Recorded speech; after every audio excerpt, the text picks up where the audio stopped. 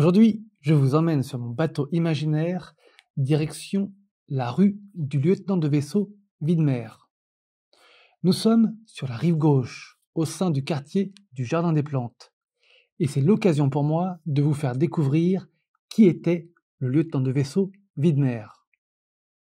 D'abord, intéressons-nous au terme de lieutenant de vaisseau. Il s'agit d'un grade de la Marine nationale française. Le grade de lieutenant de vaisseau correspond à celui de capitaine dans l'armée de terre, l'armée de l'air et la gendarmerie nationale.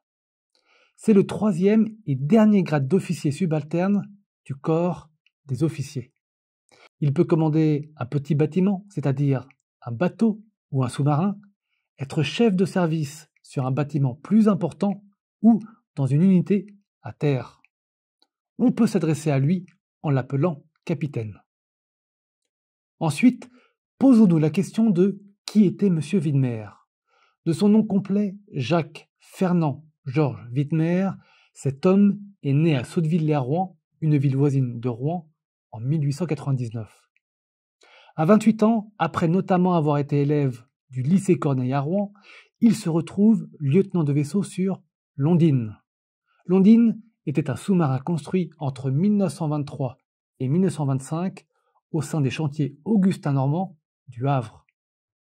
Mais alors, pour quelle raison cette rue qui ressemble plutôt à une impasse porte-t-elle son nom?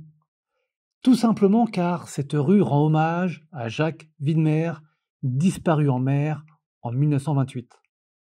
En effet, après quelques essais et une mise au point, le 1er octobre 1928, le sous-marin l'Ondine quitte le port de Cherbourg, destination Bizerte, en Tunisie. Les premières heures de la croisière se passent bien, et le lieutenant du vaisseau communique régulièrement sa position. Malheureusement, alors que le sous-marin se situe au large du cap Finistère, la communication va être rompue. Mais que s'est-il passé?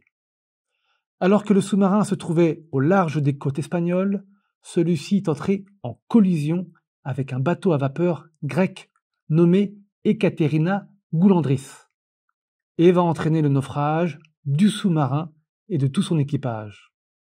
Au total, 46 hommes vont périr. Voilà, maintenant vous connaissez l'histoire qui se cache derrière le nom de cette rue. Si vous aimez l'histoire de sous-marins, je vous recommande mon tout premier podcast concernant le premier sous-marin au monde.